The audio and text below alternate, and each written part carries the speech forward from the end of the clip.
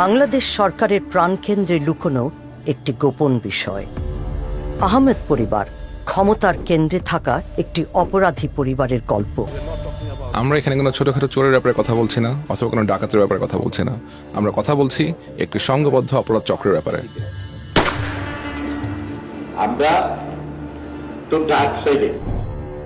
এই পরিবারের 3 ভাই দণ্ডিত খুনি, যারা প্রধানমন্ত্রী শেখ হাসিনাকে সুরক্ষা দিয়ে এসেছেন। উনি তার ব্যক্তিগত দেহরক্ষী ছিলেন। হাসিনার সাথে ওনার সরাসরি যোগাযোগ ছিল।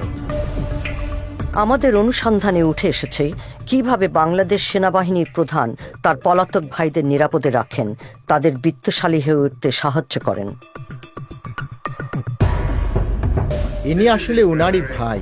উনার বড় ভাই দেশ চালাচ্ছে। বাংলাদেশের সেনাবাহিনীর কর্মকর্তা উনারই হাত। উনার ভাইদের ক্ষমতা উনার হাতে, কারণ উনার ভাইরা গ্যাংস্টার, তারা আসলে মাফিয়া।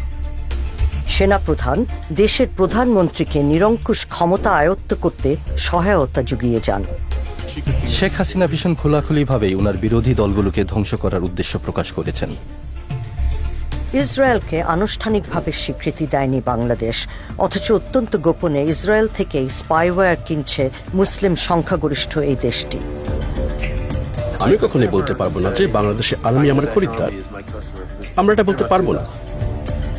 এই স্পাইওয়্যার ব্যবহার করা হতে পারে রাজনৈতিক প্রতিপক্ষদের উপর নজরদারির কাজে। নির্বিচারে অনাধিকার নজরদারির প্রযুক্তির ব্যবহার করা কখনোই মানবাধিকারের পক্ষে কাজ করে না। ঢাকার এই কুখ্যাত অপরাধী পরিবারটি এখন বলছে বাংলাদেশের রাষ্ট্রযন্ত্রের হত্যাকর্তা তারাই।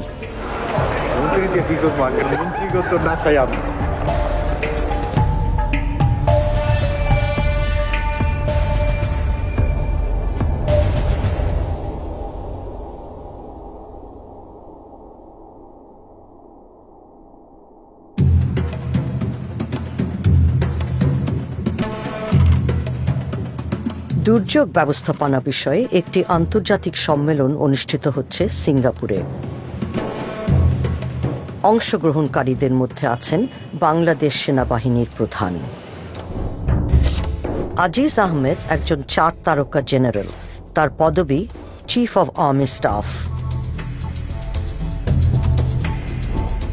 আমি যখনই জেনারেল আজিজের দিকে তাকাই, তখনই আমার মনে হয় যে আমি বাংলাদেশের মতো উচ্চাভিলাষী সামরিক কর্মকর্তাদের দেখেছি, তাদের মধ্যে উনি শ্রেষ্ঠ একজন।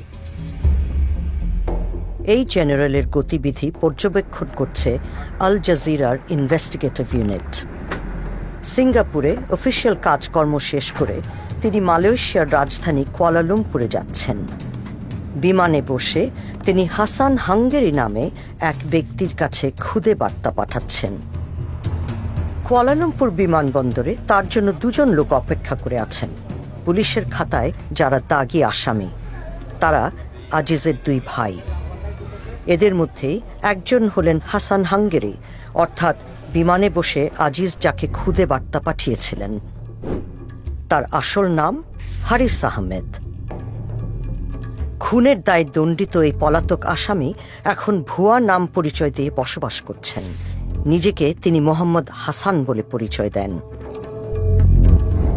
বিমানবন্দরে অপেক্ষমান আরেকজন হলেন আহমদ বংশের কনিষ্ঠ ভাই জোসেফ। খুনের দায়ে 20 বছরের বেশি জেল খেটেছেন তিনি। হঠাৎ করেই শেষ মুহূর্তে জেনারেল আজিজের প্ল্যানে কিছু একটা পরিবর্তন হলো। জনসমক্ষে ভাইদের সাথে দেখা না করে কূটনৈতিক চ্যানেল দিয়ে বের হয়ে যাচ্ছেন তিনি।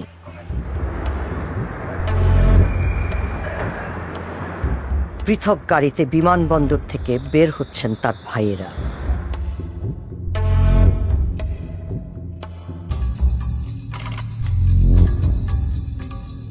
কুয়ালালামপুর শহরের একটি সুরক্ষিত বাড়িতে পুনরায় একত্রিত হয়েছেন তারা। বাড়িটির বাইরে বাংলাদেশ হাইকমিশনের কয়েকটি গাড়ি পার্ক করে রাখা হয়েছে। আমাদের পর্যবেক্ষণকারী দল বাড়িটির উপর নজর রাখছে। পরের দিন জেনারেল আজিজ ছোট ভাই জোসেফকে সাথে নিয়ে এই বাড়িতে ফিরলেন। তখন গেটের ভেতর থেকে বের হয়ে আসলেন আরেকজন ব্যক্তি। জেনারেল আজিজকে অনুসরণ করতে গিয়ে আমরা আহমেদ পরিবারের জ্যেষ্ঠ সদস্য আনিসের দেখা পেয়ে গেছি। আনিস আহমেদ তার ভাইদের সাথে একই খুনের মামলায় দোষী সাব্যস্ত হয়েছিলেন। তারপর থেকেই তিনি পলাতক। এই দেশে তিনি এক বিত্তশালী জীবন গড়ে তুলেছেন। কুয়ালালামপুরের যে বাড়িতে এই পরিবারের লোকজন অবস্থান করছেন, সেই বাড়ির দলিলপত্র থেকে দেখা যাচ্ছে এর মালিক আনিস আহমেদ ও মোহাম্মদ হাসান। ইনি হারিস, আজিজের ভাই। তারপর এখানে আনিস আহমেদকে দেখা যাচ্ছে। আনিস আহমেদ হলো তাদের আরেকজন ভাই, যিনি এখন পলাতক। অবাক বিষয় যে উনি উনার নাম পরিবর্তন করেননি। কূটনৈতিক গাড়ির পাহারায় 4 ভাই যাত্রা শুরু করেছেন। এই সন্ধ্যায় তাদের গন্তব্য বাংলাদেশ হাইকমিশন। একসময় এরা ছিল পাড়ার মাস্তান। এখন তারা ক্ষমতা বাড়াচ্ছে বাংলাদেশে আর সম্পদ গড়ছে বিদেশে।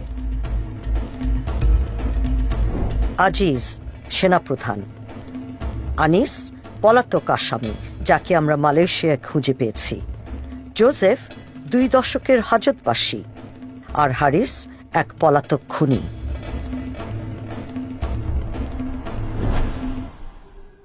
অনুসন্ধানের সূত্রে আমরা এখন হাঙ্গেরিতে।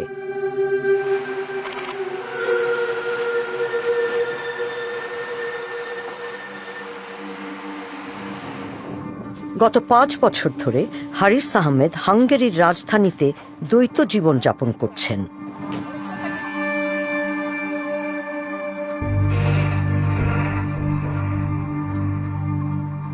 হারিস একজন ঠান্ডা মাথা সন্ত্রাসী। সে এমন একজন মানুষ, সে আপনাকে যদি পছন্দ না করে তাতেই ক্ষতি করতে পারে।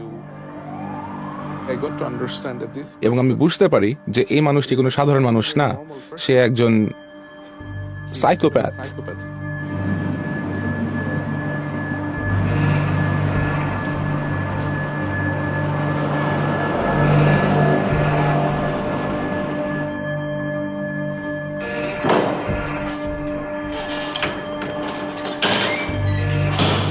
হারিসের সাথে ব্যবসায়িক যোগাযোগ ছিল এমন একজনের সাথে আমাদের কথা হয়। আমরা তার আসল নাম প্রকাশ করব না এই শর্তে। 2014 সালের ডিসেম্বরে এসবের শুরু হয়। আমি আমার একজন পরিচিত মানুষের কাছ থেকে ফোন পাই যে জেনারেল আজিজ হাঙ্গেরি ভ্রমণ করছেন। যেহেতু হাঙ্গেরিতে কোনো বাংলাদেশ দূতাবাস নেই, উনি আমাকে অনুরোধ করেন যে আমি জেনারেল আজিজকে সঙ্গ দিতে পারবো কিনা। সামি তাকে বিভিন্ন জায়গা ঘুরিয়ে দেখাতে নিয়ে যান, আর তখন জেনারেল আজিজ একটি প্রস্তাব রাখেন। উনি আমাকে জিজ্ঞাসা করেন ওনার ভারতে বসবাসরত ভাইকে ব্যবসা প্রতিষ্ঠা করতে আমি কোনো রকম সাহায্য করতে পারি কিনা। আমি ওনাকে বললাম, উনি যদি ব্যবসা প্রতিষ্ঠা করতে চান আমি ওনাকে অবশ্যই সাহায্য করতে পারি। হাঙ্গেরি থেকে যাওয়ার পরে আমি জেনারেল আজিজের কাছ থেকে একটি মেইল রিসিভ করি এবং সেখানে তিনি আমার কাছে জানতে চান ব্যবসা স্থাপন করতে কি কি প্রয়োজন। আমি ওনাকে বিস্তারিত জানালাম ব্যবসা স্থাপনের সমস্ত বিষয় ব্যাপারে। এই সব কিছুই আমার কাছে কোনো সন্দেহের উদ্রেক করেনি। আমি তার সব কাগজপত্র দেখেছি এবং আমি দেখলাম যে ওনার নাম মোহাম্মদ হাসান, এবং এখানে কৌতূহলী হবার মতো তেমন বিশেষ কিছুই ছিল না। যেহেতু পুরো ব্যাপারটি জেনারেল আজিজের মতো একজন মানুষের কাছ থেকে এসেছে, এখানে সন্দেহ উদ্রেক হবার বিষয়ই আসে না। আমাদের হাতে পাসপোর্ট সহ এমন কিছু জাল কাগজপত্র এসেছে যেগুলো ব্যবহার করে হারিসের ভুয়া পরিচয় তৈরি করা হয়েছে। এই পাসপোর্টটিতে উম্মে কুলসুম নামে বাংলাদেশের ইমিগ্রেশন ও পাসপোর্ট অধিদপ্তরের একজন কর্মকর্তার স্বাক্ষর রয়েছে। তিনি পাসপোর্ট জালিয়াতির সাথে জড়িত একটি অপরাধী চক্রের সাথে সম্পৃক্ত ছিলেন বলে অভিযুক্ত হয়েছিলেন। একটা জাল পাসপোর্ট জোগাড় করতে হলে প্রথমে একটা জাল এনআই ন্যাশনাল আইডেন্টিটি কার্ড লাগবে, এবং একটা জাল এনআই কার্ড জোগাড় করতে হলে বেশ কয়েকটি দলিলপত্র জাল করার প্রয়োজন আছে, যেমন জন্ম সনদ, শিক্ষামূলক সনদপত্র এবং এমনকি বিবাহের সনদপত্রও জাল করতে হবে। এবং বাংলাদেশের এত সব জাল দলিলপত্র জোগাড় করায় উনি দেশের মধ্যেই কয়েকটি বেআইনি বা অপরাধমূলক কাজ করেছেন। তারপরে তো উনি এইসব ব্যবহার করেছেন একটি পাসপোর্ট পাওয়ার জন্য, এবং এই পাসপোর্টটি একটি মিথ্যে নামের জাল পাসপোর্ট, এবং এই পাসপোর্টটি নিয়ে উনি যে সব দেশে ভ্রমণ করেছেন সে সব দেশের আইন ভঙ্গের জন্যও উনি অপরাধী। আমাদের হাতে আসা নথিপত্রগুলো জেনারেল আজিজের অফিস থেকেই পাঠানো হয়েছিল। আজিজ তখন বর্ডার গার্ড বাংলাদেশ বা বিজিবির মহাপরিচালক ছিলেন। এখানে আরেকটি আশ্চর্যজনক ঘটনা দেখতে পাচ্ছি। এই দলিলে সাক্ষী দিয়েছেন মেজর সুজাউল হক এবং ব্রিগেডিয়ার জেনারেল হাসনাত, যারা দুজনই বিজেপিতে আছেন যখন জেনারেল আজিজ বিজেপির প্রধান ছিলেন। তাই সম্ভবত ধরে নেওয়া যায় যে আজিজ এই দুই ব্যক্তিকে জাল দলিলে সই করতে বাধ্য করেছেন। বিজিবির আরেক কর্মকর্তা মেজর সামি রশিদ এই ইমেলটি পাঠিয়েছিলেন, যেটির অনুলিপি গেছে আজিজের কাছেও। ইমেইলে আছে বাংলাদেশের একটি ব্যাংকে মোহাম্মদ হাসান নামক একজন ব্যক্তির অ্যাকাউন্টের প্রত্যয়ন সংক্রান্ত একটি ডকুমেন্ট। এইসব জাল নথিপত্র পাঠানোর ক্ষেত্রে মেজর রশিদের ভূমিকার প্রমাণ হিসেবে একটি ডেলিভারি নোটও আমাদের হাতে এসেছে। এই দলিলপত্র জাল করার জন্য এবং হাঙ্গারিতে পাঠানোর জন্য জেনারেল আজিজ সেনাবাহিনীর বেশ কয়েকজন উচ্চ পদের অফিসারদেরকে সহযোগিতা করতে বাধ্য করেছেন।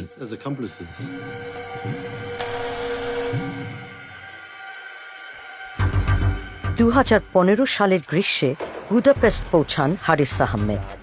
আল জাজিরার ইনভেস্টিগেটিভ ইউনিটের হাতে আসা নথিপত্রে হারিস কিভাবে তার ভাই জেনারেল আজিজের নির্দেশনা অনুযায়ী নতুন দেশে নতুন জীবন গড়ে তুলতে চেষ্টা করছিলেন তার একটি চিত্র পাওয়া যায়। তিনি বে অফ বেঙ্গল নামক একটি কোম্পানি প্রতিষ্ঠা করেন। তার স্ত্রী, মেয়ে ও জামাইও কোম্পানিটির মালিক। বে অফ বেঙ্গল মূলত একটি আমব্রেলা কোম্পানি হিসেবে বেশ কয়েকটি ব্যবসা পরিচালনা করে। এসব ব্যবসার মধ্যে আছে নিভো ফ্যাশন নামে একটি পোশাকের দোকান। এখানে দেখা যাচ্ছে জেনারেল আজিজ পারিবারিক বিনিয়োগের খোঁজ খবর নিচ্ছেন, কিন্তু এই দোকানটি 6 মাস পরে বন্ধ হয়ে যায়। বে অফ বেঙ্গল টেইলরভিল নামের আরেকটি প্রতিষ্ঠান কিনে নেয়। তারপর বুদাপেস্ট নগরীর প্রাণকেন্দ্রে একটি রেস্তোরাঁ খোলে কোম্পানিটি। 5 মাস পরে সেই রেস্তোরাঁটিও বন্ধ হয়ে যায়। সস্তায় থাকার ব্যবস্থা সহ একটি হস্টেল ব্যবসাও শুরু হয়েছিল। বেঙ্গল হস্টেল নামের সেই ব্যবসাও 1 বছরের মধ্যে বন্ধ হয়ে যায়।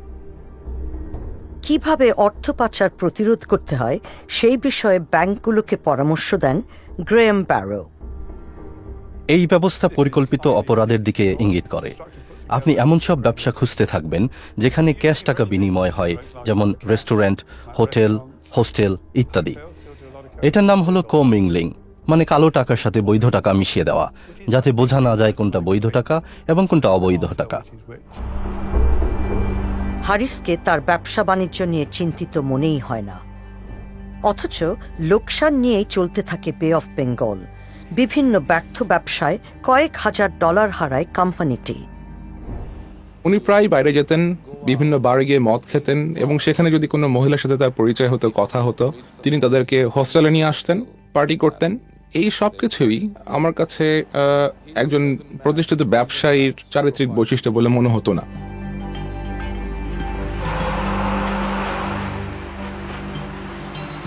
সামি একসময় আবিষ্কার করেন যে হারিসের আর্থিক আগ্রহ মূলত অন্য কোথাও। হারিস মূলত ব্যবসায়িক লেনদেনের ক্ষেত্রে মধ্যস্থতাকারী হিসেবে কাজ করেন। নিজের প্রভাব ও যোগাযোগ ব্যবহার করে বিভিন্ন কাজ বাগিয়ে নেন, বিশেষ করে সরকারি কাজ, বাংলাদেশ সরকারের বিভিন্ন কন্ট্রাক্ট।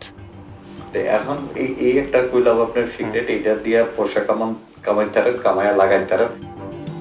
বাংলাদেশ সেনাবাহিনীর কাছে হাঙ্গেরিতে তৈরি বুলেট সরবরাহের একটি কন্ট্রাক্ট বাগাতে হারিস সামির সাহায্য চান।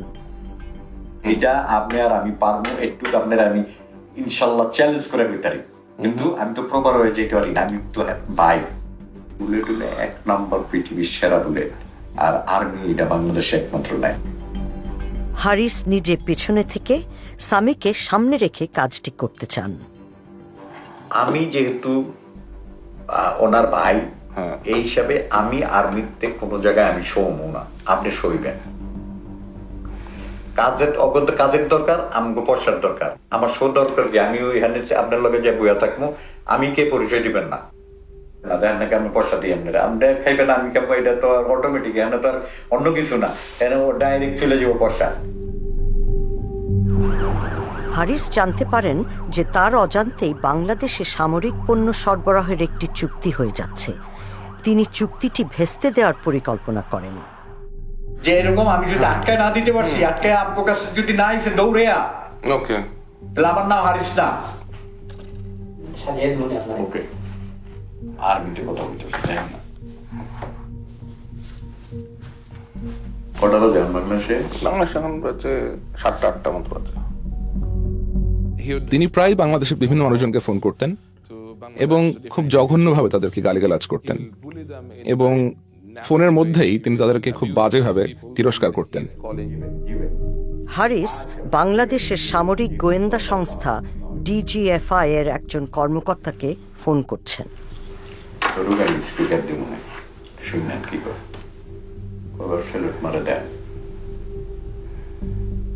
ভাই সালাম আলাইকুম। ওই যে আপনারা বলছিলাম না যে ইউরোপের কিছু হইলে তারপরে হাঙ্গেরির, আর একটু ভিড়ে দেন, নাম দেখালি, বাকিটা আমি দেখি, একটু দেখেন। ঠিক আছে ভাই, আমি একটা রেফারেন্স পাঠাইতেছি, আমি একটা কাগজ পাঠাইতেছি যেটা হাঙ্গেরির থেকে চেষ্টা করতেছে, এটা একটু দেখেন। ঠিক আছে ভাই? ওকে ভাই। নিজের ব্যবসার বিভিন্ন খুঁটিনাটি নিয়ে সামির সাথে আলাপ করছেন হারিস।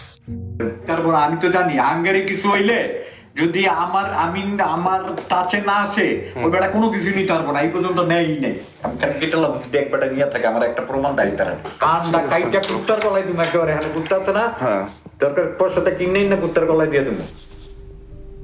হারিসের দাবি তার কার্যকলাপ প্রধানমন্ত্রী শেখ হাসিনার আশীর্বাদেই চলছে। প্রধানমন্ত্রী শুদ্ধ হানি কইছে যে আরিজ ওখানে যদি কিছু করতে চাও করুক, আমরা হেল্প করবো, আর কি চাই।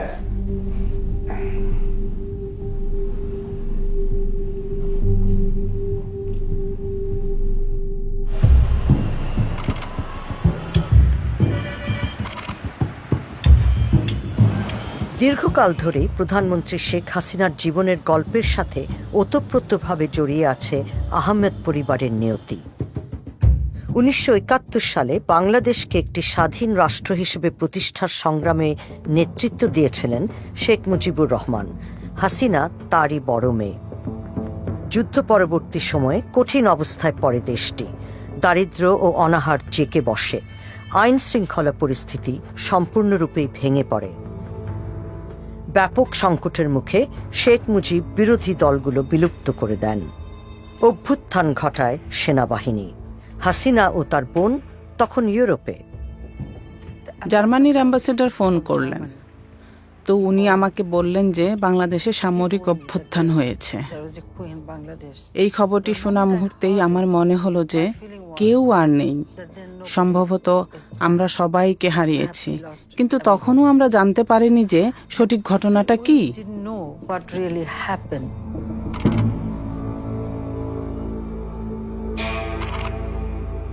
সেনাবাহিনীর কর্মকর্তারা শেখ মুজিবের বাড়িতে প্রবেশ করেন। মুজিবকে হত্যা করা হয়। তার সাথে হত্যা করা হয় তার 10 বছরের ছেলেসহ পরিবারের 13 জন সদস্যকে। শেখ মুজিব এবং তার পরিবার হত্যা বাংলাদেশের ইতিহাসে একটি ভীষণ পাশবিক পর্ব। খুনিরা তার ছোট্ট ছেলেটিকে রেহাই করেনি। শেখ হাসিনার রাজনীতির একটি প্রধান উদ্দেশ্য হল এই অন্যায়ের বিচার পাওয়া এবং এই হত্যার প্রতিশোধ নেওয়া।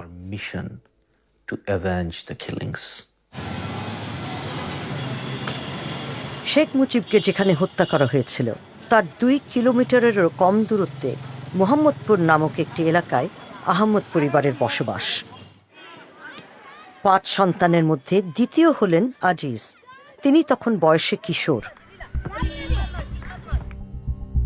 উনারা ভীষণ দরিদ্রের মধ্যে মানুষ হয়েছিলেন। ইকবাল পরিবারটিকে জানতেন। তিনি আমাদের তার পরিচয় গোপন রাখতে বলেছেন। উনার বাবা একটি সামান্য চাকরি করতেন, আর উনি যা রোজগার করতেন তাতে উনাদের সংসার চলত না। দারিদ্র ও রাজনৈতিক হানাহানির মধ্যে বেড়ে ওঠা 5 আহমেদ ভাইয়ের মধ্যে যুবা বয়সেই ঘনিষ্ঠ বন্ধন গড়ে ওঠে। কিন্তু এদের মধ্যে আজিজ গড়ে তোলেন স্বতন্ত্র পরিচয়। 1981 সালে তিনি বাংলাদেশ সেনাবাহিনীতে যোগদান করেন। অন্য 4 জন, আনিস, হারিস, জোসেফ ও আরেক ভাই টিপু, তারা অপরাধের পথ বেছে নেন।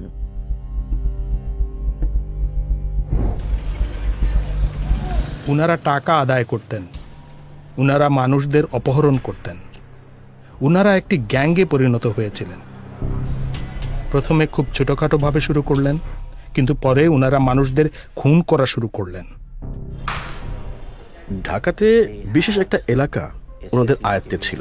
মোহাম্মদপুর ওনাদের দখলে ছিল, এবং এই এলাকাটি ওনারা ভাগাভাগি করে নিয়েছিলেন ওনাদের নিজেদের মধ্যে এবং অন্যদের সঙ্গে। মানে ঢাকা শহরের অন্যান্য অপরাধের সর্দারদের সাথে ওনাদের বোঝাপড়া ছিল, এবং ওনারা ব্যবসায়ীদের কাছ থেকে বল প্রয়োগ করে টাকা আদায় করতেন। আর এই এলাকাটি ওনারা ওনাদের ব্যক্তিগত জায়গা হিসেবে শাসন করতেন। আমরা যাদের ব্যাপারে কথা বলছি এরা সবাই সন্ত্রাসী, এরা খুনি, যারা মানুষের জীবনের ভয়ঙ্কর রকমের ক্ষতি করেছে। ভারতে নির্বাসিত অবস্থায় শেখ হাসিনা আওয়ামী লীগের নেতা হন। এই দলের নেতৃত্বে ছিলেন তার পিতা। 1981 সালে তিনি বাংলাদেশে ফিরে আসেন। আমি আমার লোকদের কার্যকরী করা শুরু করলাম। তখনকার সরকার আমাকে বাধা দেবার চেষ্টা চালায় যাতে আমি ফিরে না আসি, কিন্তু আমি গণতন্ত্রের জন্য কাজ করার উদ্দেশ্য নিয়ে ফিরে আসার সিদ্ধান্ত নিলাম। সামরিক বাহিনী তখন দেশ পরিচালনা করছে। বেশ কয়েকবার তখন হাসিনাকে গৃহবন্দী করা হয়। তার জীবনের উপর আঘাতও আসে। এক সহকর্মীর সাথে জেনারেল আজিজের ফোনালাপের গোপন রেকর্ডিং আল জাজিরার ইনভেস্টিগেটিভ ইউনিটের হাতে এসেছে। এই কথোপকথন 2020 সালের। আজিজ বর্ণনা করছেন কিভাবে তার ভাইয়েরা শেখ হাসিনার দল আওয়ামী লীগের নেতাদের নিরাপত্তা দিতেন। বাংলাদেশে ফিরে আসার পর আওয়ামী লীগ নেতাদের সুরক্ষায় নিজের ভাইদের ভূমিকা। যখন হলো আওয়ামী লীগ ওই জাতীয় পার্টির সময়, যখন হলো সবচেয়ে খারাপ সময় যাচ্ছিল, যখন তারা তাদের কেন্দ্রীয় অফিসে বসতে পারতো না, তখন কিন্তু my brothers they were the main strength of this party. কেন্দ্রীয় নেতারা এসে আমার ছোট ভাইয়ের অফিসে বসে তারা হলো পার্টির হলো প্রোগ্রাম এখান থেকে অ্যানাউন্স করতো তারা, কারণ অন্য জায়গায় তারা নিরাপদ মনে করতো না, তো তারা ছিল ইয়াতে। আহমেদ পরিবার ত্রাস জাগানিয়া, তবে অন্যদের প্রতিশোধের শিকারও হতে হয় তাদের। খুন হয়ে যান এক ভাই টিপু। টিপু খুব বড় এক গুন্ডা ছিল, শার্প শুটার যাকে বলে, খুবই বুদ্ধিমান। ভাইদের মধ্যে সবচেয়ে বুদ্ধিমান সেই ছিল। তখন এমন এক সময় ছিল যখন রাজনীতিবিদ ও সন্ত্রাসী মাস্তানদের একে অপরকে প্রয়োজন ছিল। এইসব দলগুলো তারা চাঁদাবাজিতে জড়িত ছিল, রাস্তায় ছোটখাটো চুরি ডাকাতি করত বা ব্যবসায়ীদের কাছ থেকে অর্থ উত্তোলন করত। তাছাড়া প্রয়োজন মাফিক রাজনীতিবিদদের শক্তি হিসেবেও কাজ করেছিল। সাধারণত তারা কোনো একজন রাজনীতিবিদদের সাথে জড়িত থাকত এবং কোনো এক বিশেষ সময়ে সুবিধা অনুযায়ী এই রাজনীতিবিদরা তাদেরকে ব্যবহার করতেন। 90-এর দশকের মাঝামাঝি সময় হাসিনার ব্যক্তিগত নিরাপত্তা দলে যোগদান করেন হারিস আহমেদ। ইনি হারিস, শেখ হাসিনা। ইকবাল ওই সময় থেকে হারিসকে চেনেন। উনি শেখ হাসিনার ব্যক্তিগত দেহরক্ষী ছিলেন, এবং এই মিটিংটি মোহাম্মদপুরে হচ্ছে। এটা হারিসের এলাকা। উনি সব মিটিং আয়োজন করতেন। এদিকে এই ফোনালাপে জেনারেল আজিজ বলছেন আওয়ামী লীগের নেতাদের প্রতি শেখ হাসিনার সাম্প্রতিক একটি বক্তব্যের কথা। অনারেবল সেইড যে দেখো ওর ভাইরা কে আমার থেকে বেশি তোমরা জানো না। প্রধানমন্ত্রী এই আহমেদ পরিবারের আনুগত্যের কথা তুলে ধরে বর্তমান নেতাদের নিষ্ক্রিয়তা নিয়ে তিরস্কার করছেন, কারণ এই পরিবারই তাকে আঘাতের হাত থেকে বাঁচিয়েছিল। জানো না কোথায় ছিল যখন হলো নাই, যে যখন আমার বাড়িতে গ্রেনেড হামলা করে, আমার বাড়িতে এরকম করে, আমি কোন কোথায় ছিল তোমরা? এই চিফের ভাইরা আমার আশেপাশে ছিল, তারা ছিল তখন আমার মেইন চালিকা শক্তি। তোমরা কোথায় ছিল তখন?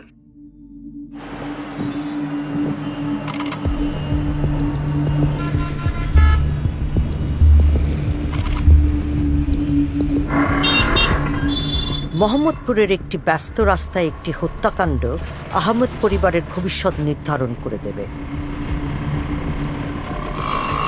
মোস্তফা রহমান ছিলেন প্রতিদ্বন্দ্বী এক রাজনৈতিক দলের সদস্য। এই দলটি শেখ হাসিনার পরিবারকে হত্যার সাথে জড়িত।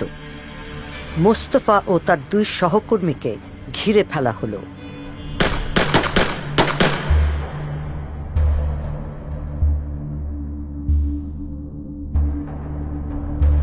মোস্তফাকে দ্রুত হাসপাতালে নিয়ে যাওয়া হয়। তিনি একজন ম্যাজিস্ট্রেটের কাছে সাক্ষ্য দেন।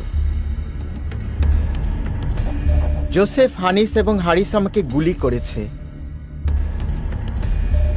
হারিস বন্দুক দিয়ে আমাকে গুলি করেছে। জোসেফ আমার কোমর থেকে বন্দুক নিয়ে আমার পেটে গুলি করে। অন্যদের হাতেও বন্দুক ছিল এবং তারা এলোমেলো গুলি করে।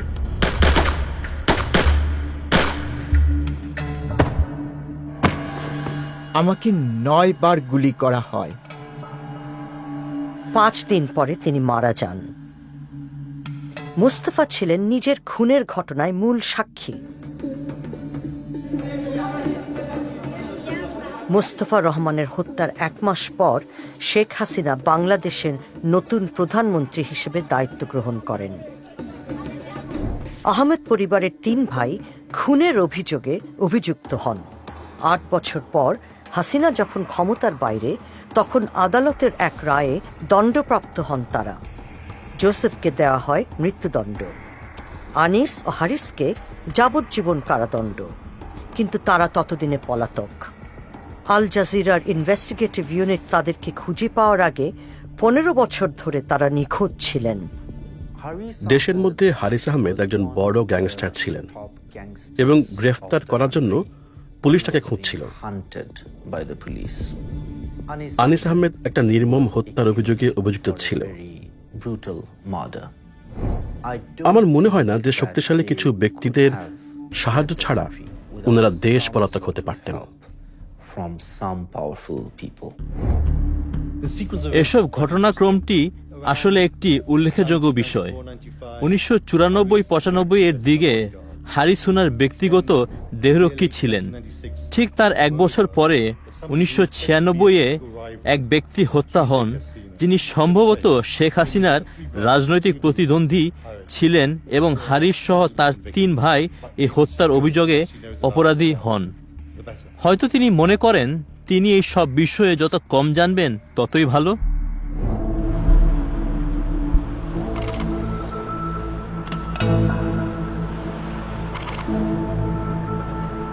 এদিকে সামি আবিষ্কার করেন তার ব্যবসার অংশীদার হারিস আহমেদ একজন পলাতক খুনি, ইন্টারপোলের রেড নোটিশ তালিকায় যার নাম রয়েছে।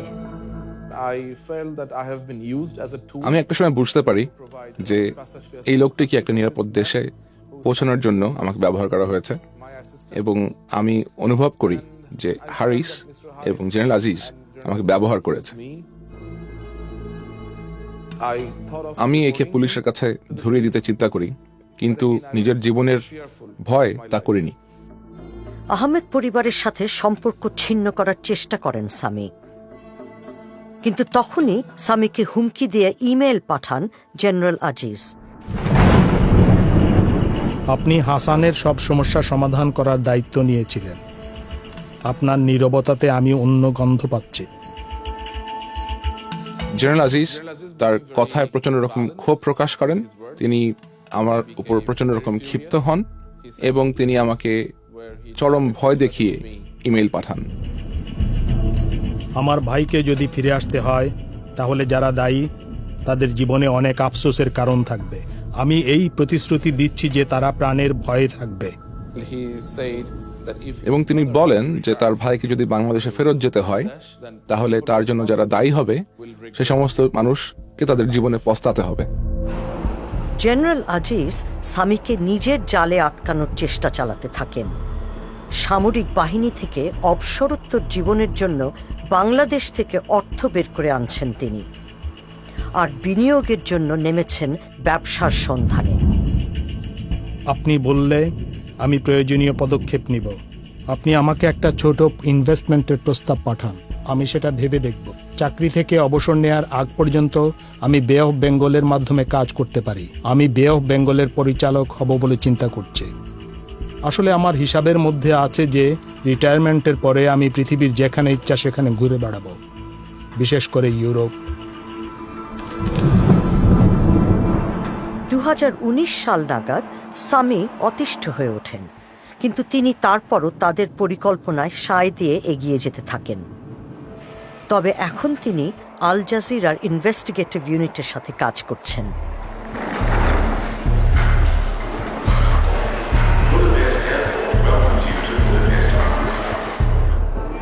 হারিস একটি ব্যবসায়িক সফর শেষে ফিরছেন। আসসালামু আলাইকুম। কেমন আছেন? হ্যাঁ, ভালো আছেন? এই যে মিস্টার রহমান, আমি কানাডা। হারিস এসে পৌঁছেছেন, আর তার সাথে কানাডা ভিত্তিক আর্থিক পরামর্শদাতা মোহাম্মদ রহমান। তার ওয়েবসাইট অনুসারে মোহাম্মদ রহমান একটি ইমিগ্রেশন পরিষেবা প্রতিষ্ঠান পরিচালনা করেন, যা বিত্তশালী বাংলাদেশিদের বিদেশে আবাস অর্জনে সহায়তা করে। দলের সাথে রয়েছেন হারিসের সহকারীও।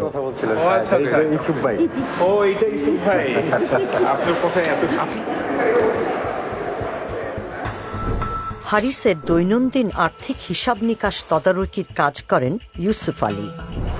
কোথায় কোথায় গেলেন? ফ্রান্স থেকে গেলাম মরক্কো, মরক্কোর থেকে টার্কি, টার্কি থেকে নাইলাম। ঘুরতে গেছেন? বাংলাদেশে হারিসের রাজনৈতিক প্রভাব নিয়ে আলোচনা হচ্ছে। তার সঙ্গীরা জানেন যে প্রধানমন্ত্রীর সাথে হারিসের যোগাযোগ রয়েছে। আপনি মন্ত্রী হবেন কবে? আপনি মন্ত্রী হবেন কবে? মন্ত্রী দিয়ে কি করবো? মন্ত্রীগত না চাই আমরা।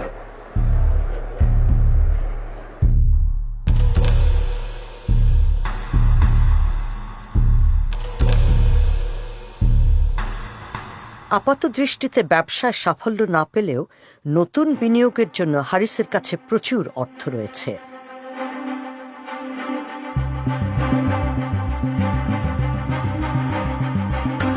হারিস ও রহমান একটি হোটেল কিনতে চান। সামি তাদের আশেপাশে ঘুরিয়ে দেখান। How many rooms do you have? 66. 66 rooms. এটা কত টাকা চাই? এটা 7.2 মিলিয়ন ইউরো। 7.2 বিলিয়ন বাংলা কত? ওই হোটেলটা মোর ভাইবল দেন দিস ওয়ান। হারিসের বিভিন্ন বিনিয়োগের মাধ্যম যে বে অফ বেঙ্গল নামের আমব্রেলা কোম্পানি, সেই কোম্পানিটির অফিস এখানে। হাঙ্গেরিয়ান খাবারের একটি রেস্তোরাঁর উপরের তলায় এই অফিস। এটিও হারিসের মালিকানাধীন। পাশেই আছে একটি লাইসেন্সবিহীন বৈদেশিক মুদ্রা বিনিময় ব্যুরো। এটির মালিকও হারিস। সহকারী ইউসুফ আলী এই ব্যুরো পরিচালনার দায়িত্বে রয়েছেন। ইউসুফ সামিকে নিশ্চিত করেছেন যে হারিসের অর্থের মূল উৎস হল বাংলাদেশের বিভিন্ন সরকারি কন্ট্রাক্ট। কোন ধরনের ব্যবসা উনি ইনভলভ? কোন ধরনের কাজ উনি আসলে ওই যে মিনিস্ট্রি বা এই সমস্ত বা আরো সরকারি লেভেলের কোন দান্দা করছে, এগুলো আমার ধারণা। আচ্ছা আচ্ছা, হয়তো মামু লাগবে, না হয় মামুর জোর লাগবে। বে অফ বেঙ্গল কোম্পানির একটি চিঠিতে সামরিক বাহিনীর জন্য বাঙ্ক বেড বা দ্বিতল খাট সরবরাহ করার প্রস্তাব দেওয়া হয়। এই চিঠির প্রাপক বর্ডার গার্ডস বাংলাদেশ, বিজিবির মহাপরিচালক। চিঠির তারিখ নভেম্বর 2015। বিজিবির মহাপরিচালক তখন হারিসেরই ভাই আজিজ। এই ধরনের পৃষ্ঠপোষকতা হারিসকে প্রচুর অর্থ উপার্জনের সুযোগ করে দিয়েছিল। ইলেকশনে তো আমার সামনে দেখছি কতজনে দাম দেখো ওনারে যে বলছে ভাই আমার একটা নমিনেশন দিয়ে দেন, আমি 5 কোটি টাকা দেবো। ইউসুফ বলছেন হারিস মধ্যস্থতাকারী হিসেবে মোটা অঙ্কের অর্থের বিনিময়ে সেনাবাহিনীর বিভিন্ন কন্ট্রাক্ট ঠিকঠাক করে দেন।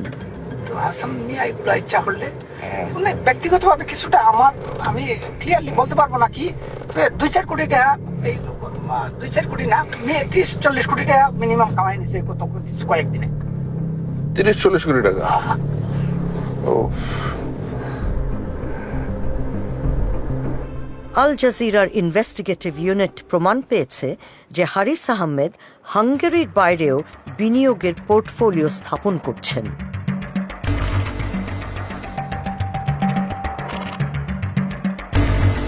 সেই একই মিথ্যা পরিচয় ব্যবহার করে তিনি ফ্রান্সে গড়ে তুলছেন এক ব্যবসায়িক সাম্রাজ্য। 2018 সালের নভেম্বরে তিনি একটি কোম্পানির আংশিক মালিকানা কিনেন। এই কোম্পানি কম্পিউটার ও আইটি নিয়ে কাজ করে। কোম্পানিটির 2টি নিবন্ধিত অফিস রয়েছে, একটি অবস্থিত প্যারিসের উপকণ্ঠে। সেখানে মোবাইল ফোন বিক্রি করা হয়, পাশাপাশি রয়েছে ইন্টারন্যাশনাল মানি ট্রান্সফারের ব্যবস্থা। 2019 সালে হারিসের উদ্যোগে গতি পায়। মাত্র 7 মাসের ব্যবধানে হারিস আরও 4টি কোম্পানির আংশিক মালিকানা ক্রয় করেন। এপ্রিল মাসে তিনি স্নিগ্ধা নামক একটি ফাস্ট ফুডের ব্যবসা শুরু করেন। তারপর মে মাসে তিনি TPTY নামক একটি রিটেল কোম্পানির অংশীদারিত্ব কিনে নেন। কিছুদিন পরেই তিনি সেই অংশটুকু বিক্রি করে দেন। তার ব্যবসার এই ধরন ও কৌশল অর্থ পাচারের সাথে অসঙ্গতিপূর্ণ নয়। কোম্পানি যেভাবে তৈরি করা হয়েছে, তাদের অধিক্ষেত্র যেই রকম, যেই ধরনের ব্যাংক অ্যাকাউন্ট, ব্যবসার পরিসীমা যেই রকম, বা উনি যেসব ক্ষেত্রে জড়িত আছেন, এইসব পদ্ধতির অবৈধ অর্থ সাধারণ অর্থে প্রবেশ করিয়ে বৈধ অর্থে পরিণত করার নির্দেশ করে। যেখানে ব্যবসার পরিমাণ বেশি, সেখানে সাধারণ দৃষ্টিতে অবৈধ অর্থ লুকানো সম্ভব হয়, সেখানে চোখে ধুলো দেওয়া সোজা হয়। 2019 সালের জুনে ফ্রান্সে তিনি বে অফ বেঙ্গল কোম্পানির নিবন্ধন সম্পন্ন করেন। এই কোম্পানি একটি ভারতীয় রেস্তোরাঁর মালিক। নভেম্বর মাসে ইনফো বে অফ বেঙ্গল নামে আরও একটি নতুন কোম্পানি। এই দোকানটি হল কোম্পানিটির নিবন্ধিত ঠিকানা। প্যারিসের শহরতলিতে 3টি সম্পত্তিতে তার মালিকানা আছে। এগুলোর মধ্যে একটির আনুমানিক মূল্য প্রায় $250,000। কর্পোরেট নথিপত্রে দেখা যাচ্ছে হারিস উদ্যমের সাথে ব্যবসা ও সম্পত্তি কিনেই চলেছেন। ইউরোপিয়ান ইউনিয়নের রেসিডেন্সি ব্যবহার করে ফ্রান্সে অর্থ সরাচ্ছেন তিনি। যে রেসিডেন্সি বা বসবাসের অধিকার তিনি পেয়েছেন ভুয়া নথিপত্র ব্যবহার করে। অবৈধ অর্থ প্রথমে সাধারণ অর্থে প্রবেশ করা হয়, তারপর লেয়ারিং করে বিভিন্ন কোম্পানি এবং বিভিন্ন দেশের মধ্য দিয়ে এই টাকা পাচার হয়। তারপরে এই টাকা প্রচলিত অর্থনীতিতে পুনর্বহাল করা হয়। অবৈধ অর্থ বৈধ করার জন্য ঘর বাড়ি কেনার চেয়ে আর কি ভালো উপায় থাকতে পারে? এটাই সবচেয়ে সহজ উপায়।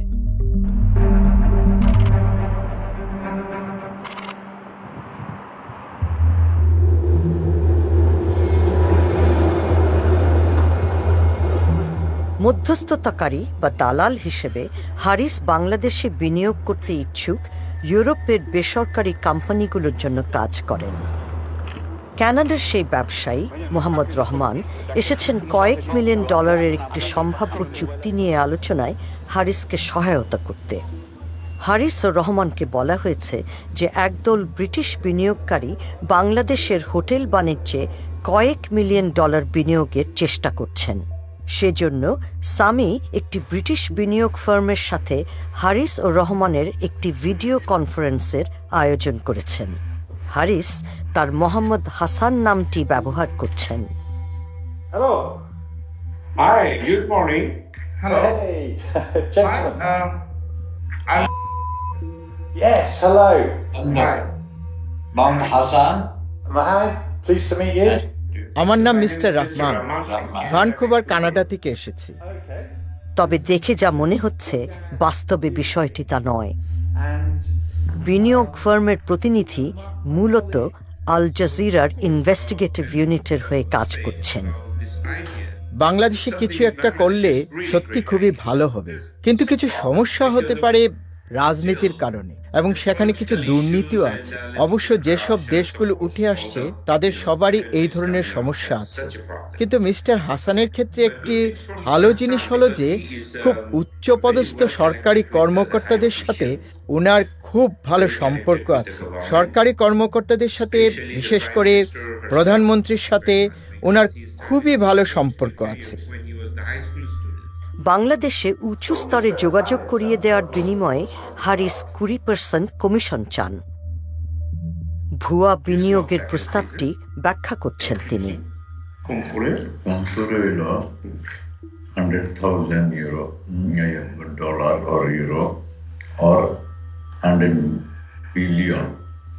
এটা ইনভেস্ট করতে হবে যদি 5 স্টার বা এনি বিজনেস করতে চায়। ফর ল্যান্ড বাই পারচেজ এত মিলিয়নের নিচে কোনো সুইটেবল ওই ধরনের ব্যবসা হবে না। আমাদের যেটা we take 20% for all liquidation. এরপর রহমান বিশদভাবে ব্যাখ্যা করছেন কিভাবে তারা কাজ করেন। উনি এই চিঠিটা ওনার বড় ভাইকে দেবেন এবং আমরা আনুষ্ঠানিকভাবে আপনাদের অফিসে আসব আরও একটু আলাপ আলোচনা করার জন্য। প্রয়োজন হলে আমরা লন্ডনের হাই কমিশনে ফোন করে দেব, যাতে হাই কমিশনের লোকেরাও সরকারি কর্মকর্তা সেই মিটিংয়ে থাকতে পারে। তারপরে উনি এই প্রস্তাবটি আমাদের প্রধানমন্ত্রী এবং আর্মি চিফের কাছে নিয়ে যাবেন। জিনিসটি তাহলে দেখতে অনেক বেশি পাকা লাগবে। তো ওনার কোম্পানি বাংলাদেশে আপনাদের কনসালটেন্ট হিসেবে নিয়োজিত হবে। সত্যি কথা বলতে এই মুহূর্তে ওনার বড় ভাই আসলে দেশ চালাচ্ছেন, কারণ আমাদের প্রধানমন্ত্রীর দেশ চালানোর সব দায়িত্ব আর্মি চিফের হাতে ছেড়ে দিয়েছেন। ইনি আসলে উনারই ভাই।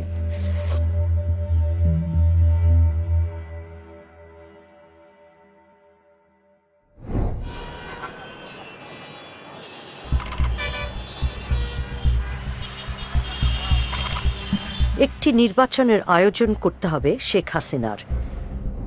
1 বছর আগে তিনি আজিজকে বিজিবির প্রধান হিসেবে নিয়োগ দিয়েছেন। তার ক্ষমতাসীন দল আওয়ামী লীগ যখন নির্বাচনে পরাজয়ের ঝুঁকিতে, তখনই বিজিবিকে ভোট তদারকিতে নিয়োজিত করা হয়। আজিজ বিজেপির প্রধান ছিলেন এবং এই ভূমিকায় উনার দায়িত্ব ছিল বিরোধী দলগুলোর শক্তি দমন করা, তাদের প্রভাব বিস্তার নিয়ন্ত্রণ করা এবং নজর রাখা যাতে তাদের রাজনৈতিক কর্মকাণ্ড সরকারের সমালোচনা না হয়। উনি খুব গর্বিত ছিলেন এবং বলেছেন যে নির্বাচনের বিজয়ী ফলাফল উনি শেখ হাসিনাকে হাতে তুলে দিয়েছেন। এইটি একটি অত্যন্ত গুরুত্বপূর্ণ মুহূর্ত ছিল, কারণ তখন আওয়ামী লীগ সরকারের পতন হওয়ার সত্যিকারের একটি সম্ভাবনা ছিল। কয়েক বছর পরে আজিজের ভবিষ্যৎ নিয়ে আলাপ করার জন্য শেখ হাসিনা তার সাথে দেখা করেন। জেনারেল আজিজের মনে হয় তিনি তার আনুগত্যের পুরস্কার পেতে যাচ্ছেন। আমাকে মহামান্য বলেছে, মহামান্য নিজে বলেছে আমাকে, বলে যে আজিজ সাহেব আপনারটা কি মাননীয় প্রধানমন্ত্রী এসে আমার সাথে তখন যখন কথা বলছে বলেছে না আমি চিন্তা করছি that is no other alternative but ইয়াতে এটা।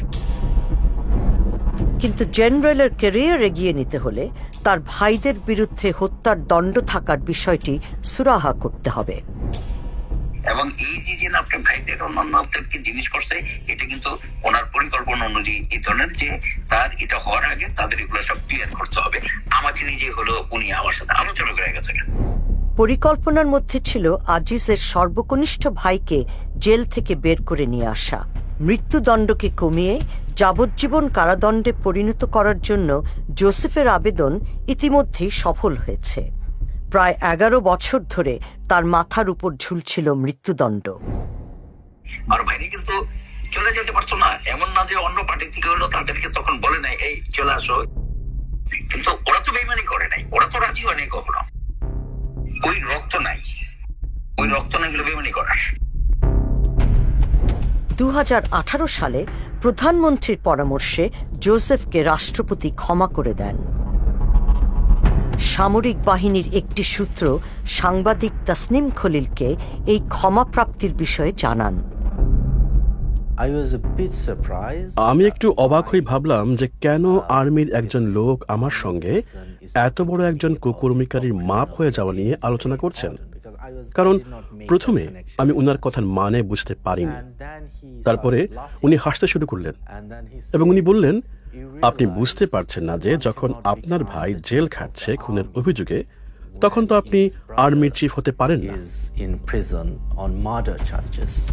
1 মাস পর সেনাপ্রধান হন জেনারেল আজিজ আহমেদ। তখন আমি বুঝতে পারলাম যে উনি জেনারেল আজিজের কথা বলছেন। আলোচনাটি আসলে একজন কুকর্মকারীকে নিয়ে নয়, বরং আজিজ একজন জেনারেলকে নিয়ে। অবাক হওয়ার বিষয় যে চিফ অফ আর্মি পদের জন্য শেখ হাসিনা জেনারেল আজিজকে একজন উপযুক্ত ব্যক্তি হিসেবে গণ্য করলেন। তো আমাদের প্রশ্ন, কেন উনি এই ঝুঁকি নিতে প্রস্তুত ছিলেন?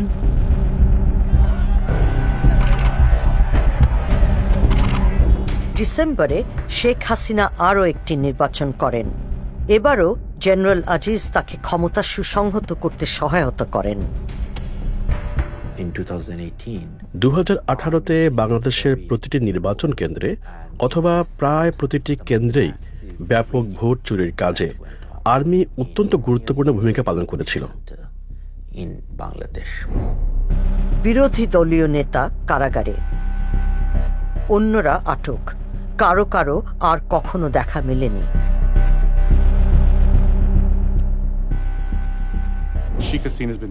উনার পরিবার, উনি এবং বাংলাদেশ যে একই জিনিস, এই দুইটির মধ্যে যে কোনো পার্থক্য নেই, উনি সেই অনুভূতিটি প্রতিষ্ঠিত করার চেষ্টা করে চলেছেন।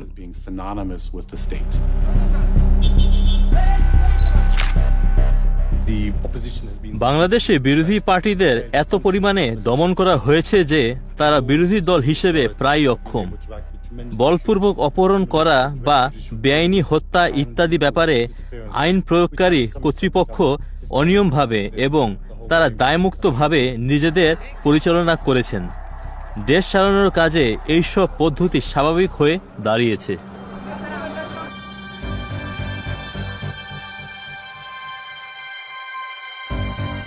আল জাজিরার ইনভেস্টিগেটিভ ইউনিটের হাতে এমন কিছু নথিপত্র এসেছে যেখানে দেখা যায় কিভাবে বাংলাদেশের নিরাপত্তা বাহিনীগুলো শেখ হাসিনার রাজনৈতিক প্রতিপক্ষদের বিষয়ে তথ্য সংগ্রহ করে। এর মধ্যে রয়েছে একটি স্পাইওয়্যার কেনার চুক্তিপত্র। চুক্তিপত্রের তারিখ 2018 সালের 26 জুন, অর্থাৎ জেনারেল আজিজ সেনাবাহিনীর নিয়ন্ত্রণ গ্রহণের ঠিক পরের দিন।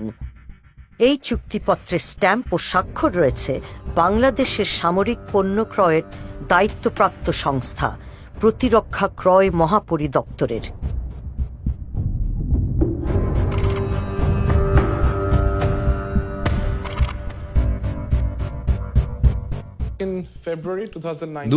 সালের ফেব্রুয়ারিতে ডিজিএফআই তে কর্মরত আমার একজন বন্ধু আমাকে জানান যে বাংলাদেশের 4 জন সেনা কর্মকর্তা সরকারি কাজে বুদাপেস্ট যাচ্ছেন। ডিজিএফআই হল বাংলাদেশের সামরিক গোয়েন্দা সংস্থা। আমি তাদেরকে রাতের খাবারের জন্য দাওয়াত করি। তারা আমাকে জানান যে তাদের সাথে আরো 3 জন অতিথি থাকবেন।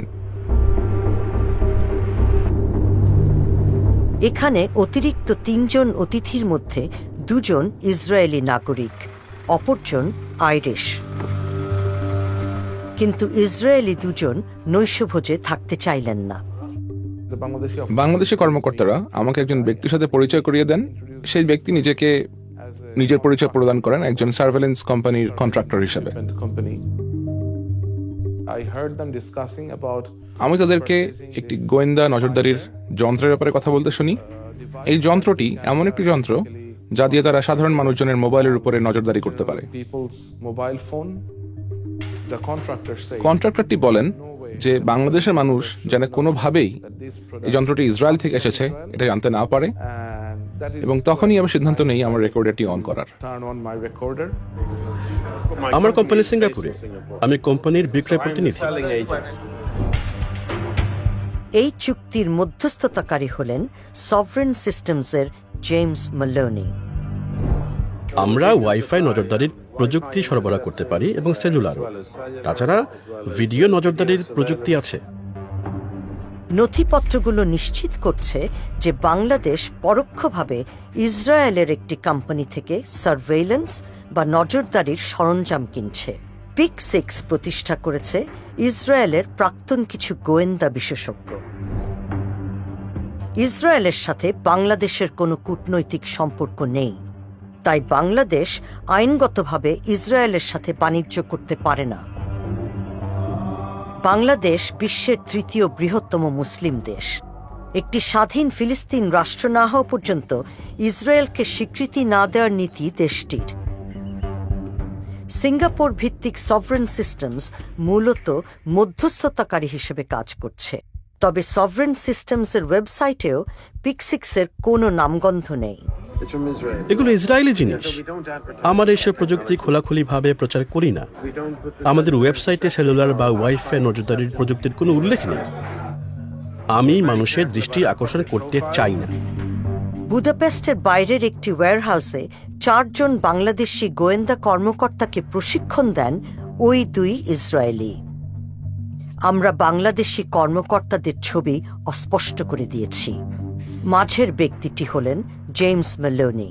2 ইসরায়েলি গোয়েন্দা বিশেষজ্ঞকে আমরা শনাক্ত করতে পারিনি। মন্তব্যের জন্য পিক6-এর সাথে যোগাযোগ করা হলে কোনো সাড়া পাওয়া যায়নি। এই স্পাইওয়্যারের ম্যানুয়ালে P6 ইন্টারসেপ্টের কথা বলা হয়েছে। এটি একটি ইমসি ক্যাচার বা স্টিংরে হিসেবেও পরিচিত। এই P6 ইন্টারসেপ্ট মূলত মোবাইল ফোনে নজরদারি চালানোর সিস্টেম। যন্ত্রটি একটি মোবাইল টাওয়ারের মতন। কোনো নির্দিষ্ট এলাকায় ফোনের কানেকশন হলে সেখানকার সব বার্তা বা যোগাযোগ মধ্যপথে রোধ করে আড়ি পাতা সম্ভব। আপনার ফোনে আপনি যা যা করেন, যেমন ফোনে কথা বলা, টেক্সট করা এবং যে ওয়েবসাইটে যান, এই সবই উদ্ঘাটিত করা যায়। একই সময়ে 200 থেকে 300টি ফোন এটাতে সংযোগ করানো যায়। এই নির্দিষ্ট মডেলটির ফোনের কথাবার্তা বা যোগাযোগে হস্তক্ষেপ করার ক্ষমতা আছে। এর দ্বারা একটি টেক্সট মেসেজের বিষয়বস্তু পরিবর্তন করা সম্ভব। আপনি একজনের আইডেন্টিটি নকল করতে পারবেন। এখন কোনো আন্দোলন নজরদারি করা ও দমন করতে ব্যবহার করা যাবে ইসরায়েলি প্রযুক্তি। এই প্রযুক্তি সাধারণ নাগরিকদের উপর নজর রাখার জন্য ব্যবহার করা হয়। আমরা দেখি যে এর মাধ্যমে বিভিন্ন মতের মানুষদের পরিচয় জানা যায় এবং তাদের কি নেটওয়ার্ক আছে সে সম্বন্ধে অনেক কিছুই বোঝা যায়। আপনি যদি জানেন যে একজন মানুষ কোথায় যাচ্ছে, আপনি তখন সেখানে যেতে পারেন। সেখানে কোনো রকম প্রতিবাদ করা হোক বা এমনি অন্য কারণে জনসমাবেশ হোক, আপনি দেখতে পারবেন যে সেখানে কে কে আছে এবং তদন্ত করার জন্য সকলের উপর একই সঙ্গে নজর রাখতে পারবেন। এইসব বিশেষজ্ঞ প্রযুক্তি অতিরিক্ত গোপন এবং অনধিকার প্রবেশমূলক কাজে লাগানো যায়। আমাদের পাবলিক প্রোফাইল সম্বন্ধে আমরা খুব সাবধানে থাকি। অবশ্যই সাধারণ নাগরিকদের জানতে দিবেন না যে আপনারা এসব প্রযুক্তি ব্যবহার করছেন। চূড়ান্ত চুক্তিতে একটি শর্ত রয়েছে যে সরবরাহকারী প্রতিষ্ঠান ও বাংলাদেশ সামরিক বাহিনী এই বিষয়ে একটি নন ডিসক্লোজার এগ্রিমেন্ট বা তথ্য গোপন রাখার চুক্তি সই করবে। চুক্তিতে এই নজরদারির সফটওয়্যারের উৎস দেশকে গোপন রাখা হয়। সেখানে শুধু উল্লেখ আছে যে এটি হাঙ্গেরিতে তৈরি। জ্ঞানী শক্তি। আপনি যদি জানতে পারেন যে মানুষজন কি বলছে, তারা কোথায় গিয়ে একত্রিত হচ্ছে, কি পরিকল্পনা করছে, তাহলে আপনি অনেক কিছুই জানতে পারবেন। আর তারপরে সেই সব তথ্য কাজে লাগানোর ক্ষমতা আপনার থাকবে। হারিসের দাবি যে তিনি তার প্রতিপক্ষের মোবাইল ফোন ট্র্যাক বা অবস্থান নির্ণয় করার কাজে বাংলাদেশের নিরাপত্তা বাহিনীগুলোকে ব্যবহার করতে পারেন। তিনি বলছেন, র্যাপিড অ্যাকশন ব্যাটালিয়ন নামক আধা সামরিক বাহিনী তার হয়ে একটি ফোন ট্র্যাক করেছে। সেই সময় র্যাবের প্রধান ছিলেন বেনজির আহমেদ। এখানে তাকে হারিসের ভাই জোসেফের সাথে দেখা যাচ্ছে। জোসেফ জেল থেকে ছাড়া পাওয়ার পর বেনজির আছেও, র্যাব আছে, আছে, সবকিছু তো দিয়েই তো কাম করাইছে। এই আমি তো আমার গুন্ডা হইলো র্যাব। আমার তেমন গুন্ডা লাগে না তো, আমার তো এই গুন্ডা, কারু ডাইলিও কারো ধরো ফেরো। হারিস বলছেন তিনি র্যাবকে ব্যবহার করে একজনের ফোন ট্র্যাক করিয়েছেন এবং ওই ব্যক্তিকে র্যাব গ্রেপ্তারও করেছে। আমার পাড়ার তো ওই সালার প্রতি তো ছিল, আমি ধরাইছি প্লেনের টিকা ধরাইছি। আর আমি ব্যাংককে ফোন করছি, আমি ওর নাম্বার দেয়, আমি তোরা হয় মাইরালামু, হ্যাঁ, কিন্তু তোরা মারবো না গেলে জানো মাইরা লাইলে তো তুই বুঝবি না কষ্টটা। সেলিম প্রধান সম্প্রতি জুয়ার ব্যবসায় জড়িত থাকার অপরাধে দোষী সাব্যস্ত হয়ে 6 মাসের সাজা পান। ওর একটা গার্লফ্রেন্ড আছে, গার্লফ্রেন্ডে ফিট করছি, গার্লফ্রেন্ডের ইনফরমেশন দিছে, মোবাইল ট্র্যাকিং করাইছি। 2020 সালের এপ্রিলে বেনজির আহমেদ র্যাব থেকে বদলি হয়ে বনে যান বাংলাদেশের সবচেয়ে ক্ষমতাধর পুলিশ কর্মকর্তা। ওরা কাজ করে, আমরা গুন্ডা আছে, পুলিশ আছে, পুলিশের তো বড় গুন্ডা, গুন্ডার লাগে না তো। গুন্ডা হন পুলিশ, যার পুলিশ লাইন আছে, যার প্রশাসন আছে, হ্যাঁ হন গুন্ডা। হারিস তার জেনারেল ভাইকে এখানে জড়িয়ে মানুষের দৃষ্টি কাটতে চান না। আমি কি করতে আর খামাচ্ছা খাকি পোশাকের মধ্যে ঢুকে বয়ে থাকবো, হিসাবটা বুঝছে? সে অমুক আছে, তমুক আছে, আইজি আছে, এবং তা আমাকে তো দরকার হয় না।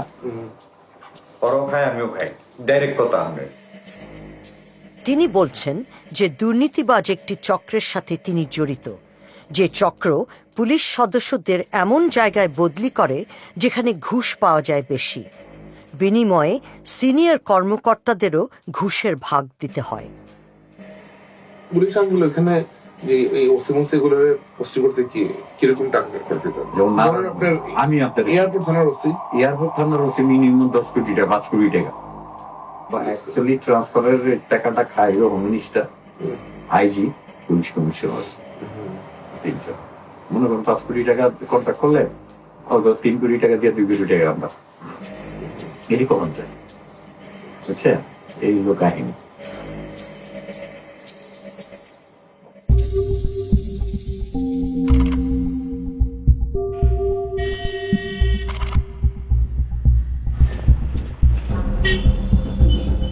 মোহাম্মদপুরে, যেখানে আহমদ ভাইরা শৈশব কাটিয়েছিলেন, সেখানে নিজেদের স্বার্থ হাসিলে র্যাবকে ব্যবহার করছেন তারা।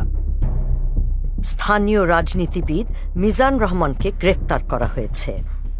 যদিও তিনিও শেখ হাসিনার দল আওয়ামী লীগের একজন নেতা, কিন্তু তার চেয়েও বড় কথা, তিনি মোস্তফা রহমানের ভাই, যাকে খুন করেছিলেন হারিস, জোসেফ ও আনিস।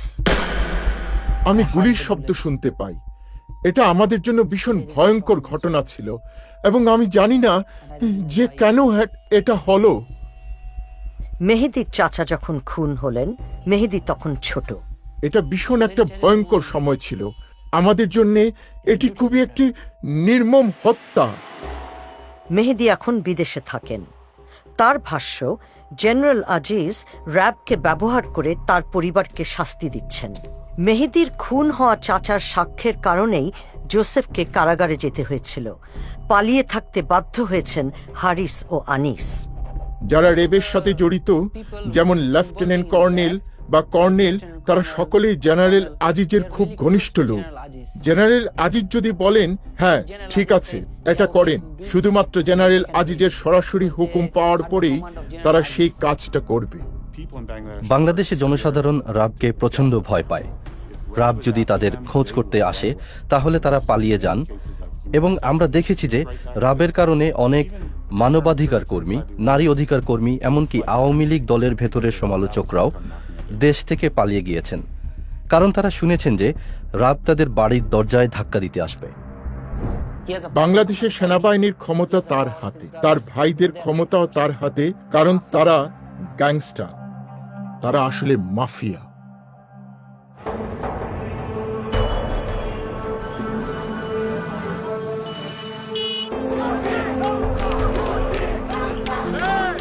মোহাম্মদপুরে আহমদ পরিবারের ভাইয়েরা যে এলাকায় বড় হয়েছিলেন, এক তরুণ সদস্য নির্বাচনে লড়ছেন।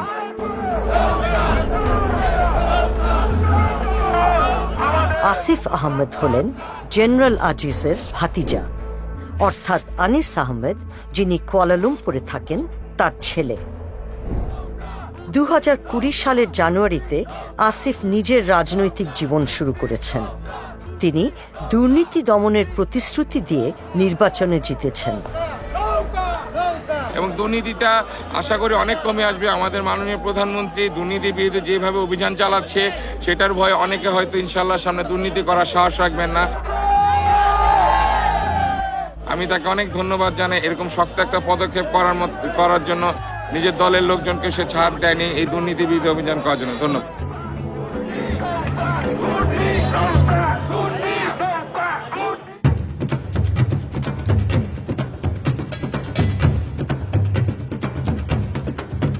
ঢাকায় সেনাবাহিনীর সদর দপ্তরের একটি মাঠে একটি বিয়ের অনুষ্ঠান। স্বর্ণসজ্জিত বর জেনারেল আজিজ আহমেদের বড় ছেলে। আমি তো কখনোই কল্পনা করতে পারিনি যে উনি ঠিক এভাবে নাচতে পারেন। আচ্ছা, ইনি হলেন আজিজ আর এইজন হারিস। হারিস খুনের অভিযোগে পলাতক, অথচ সে এই বড় জাঁকজমক একটি বিয়ের অনুষ্ঠানে এসেছেন। সেখানে চিফ অফ আর্মি স্টাফ উপস্থিত আছেন। হারিসের মতো আনিসও মালয়েশিয়া থেকে ঢাকায় ছুটে এসেছেন।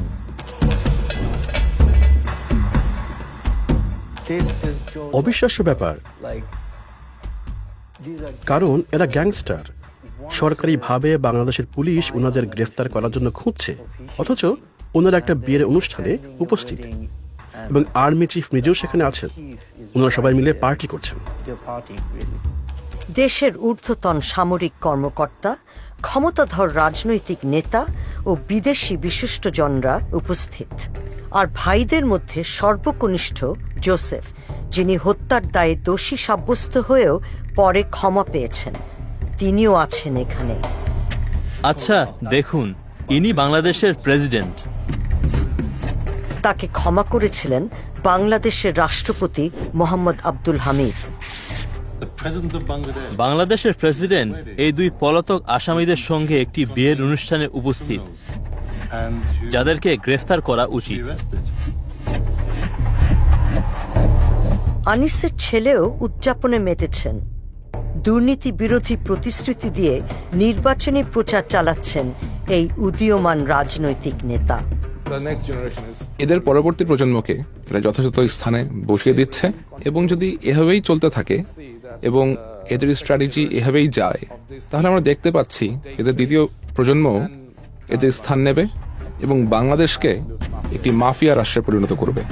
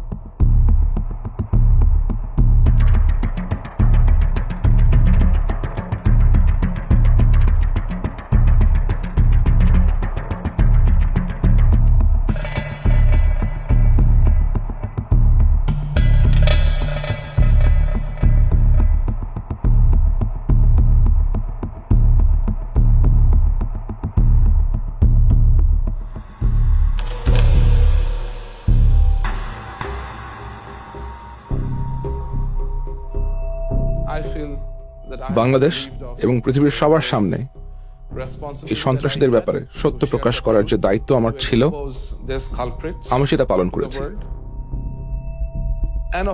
অবশ্যই আমি আমার ও আমার পরিবারের নিরাপত্তার ব্যাপারে শঙ্কিত।